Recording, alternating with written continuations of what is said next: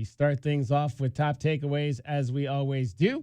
JW Madden, Arizona comes back home and gets another huge win to stretch the winning streak to 4. Yeah, I mean, great balance. You look at the field goal attempts, and it was really, really spread out. Great to see Cole Pete obviously back. Heard he lost some body fat while he was away from the court for a little bit. Looked really springy out there. Really effective. I mean, really impressed with the 5 assists because he saw a lot of double teams tonight. And everybody else across the board. I mean, the defense by Karchenkov was great. We did see Darren Peterson get off a little bit. I mean, it's really hard to hold that guy down. The 19-0 run in the first half, unbelievably impressive. When Kansas did cut the lead to 2, I thought maybe they could get a little tight. Same exact thing happened in Kansas. 80% of that game in Lawrence, they won, or they led. But at the end, guys, I mean, the way that they responded with their another 16-0 run to put a bunch of distance between them and the Jayhawks, it was just very clear. Very purposeful basketball today, dominant on the glass. I was surprised they only had 30 paint points. I mean, it seemed like those first maybe 8-10 possessions, they were going to have 100 points in the paint if this game kept going that way. But, I mean, what can you say? You got to make sure that the team that does beat you early in the season, in their building, you have something for them when they come back to yours. The crowd was great. The game was great. Cats clinch a share of their first Big 12 title in only their second year. Really impressive win. Really good team win. And, great to see the guys back from injury.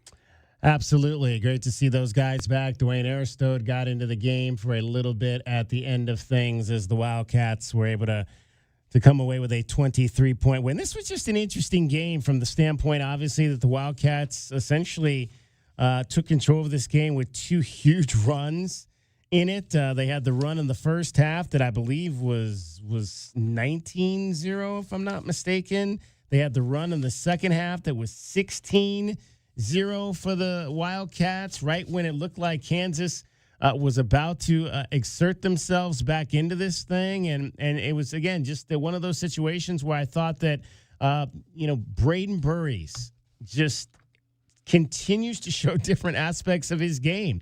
I mean, his ability to drive the basketball, take contact, and still be able to score. He did that 2 or 3 times in this game today. And I thought, again, he doesn't come off. I mean, when you look at Braden Burries, he doesn't necessarily come off like a, quote, powerful guard, or you don't think maybe that he is a powerful guard, but that guy can take a hit or 2 on his way to the basketball. He took some today. Some he didn't make the actual shot, but he was able to get to the line. And speaking of the line, I mean, what a job this team did at the line today. 30 of 34. My goodness, one of their best shooting games from there today, but just really impressed with what I continue to see from Braden Burries, the different ways that he can affect this team at the offensive end. And then just at the defensive end early in the game, the tips, the deflections, Kansas just could not make a shot early on. I mean, Eafon Karchenkov just continues to be disruptive at that end of the floor and getting the ability to get takeaways and turn those into immediate points at the other end for this team. It's just been a huge boon. And with Koa back in there, it almost seems like it affects Motias Krivas a little bit differently as well. When he's got Koa in the lineup, it just seems like there's an ability for him to get more touches in the post and go to work than maybe what we saw in those games when Koa was not in there. And I think that's obviously big for the inside presence of this team as well, as he was solid with 13 and 10, another double-double for him. But just like the way that the Wildcats answered the run in the second half for the Kansas Jayhawks and were able to win this game by a whole lot more points than I thought they would win this game by, for sure. 84-61. Do we have the captain for his top takeaways? Kelvin, Eafon, your thoughts? Man, and don't forget Barry's 12 rebounds. I mean, on the defensive end, he got 11. I mean, and then 5 assists and 0 turnover for the sophomore, right, at this point of the year, man. They played great. They really did a great job on Kansas big. They wasn't there all day.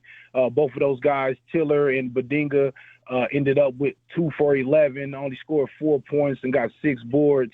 I mean, you got to think about it. A guard in Barry's had 12 himself, so dominated those guys on the glass, man, 48-26. I thought they played great defense in getting on those runs. Those runs were all about defense and locking them up and not giving up good shots.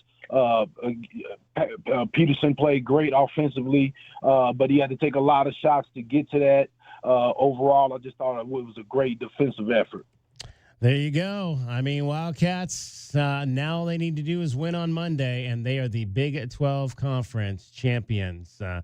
That'll be a 7 o'clock tip-off at McHale Center with our coverage beginning at 3:30. We'll talk a lot about Darren Peterson, I'm sure, this post-game. 8 for 21 you can live with. There were obviously stretches, but to me, guys, the biggest key was only the 3 assists. And if you saw the way that Arizona was attacking those high ball screens and sending extra pressure towards Darren Peterson, the game could have gone away a different direction if a lot of those doubles on the perimeter turned into easy cuts and free, open looks from the perimeter. So there was a stretch there where Darren Peterson seemed like he might try to will the Kansas Jayhawks back into the game and get the lead.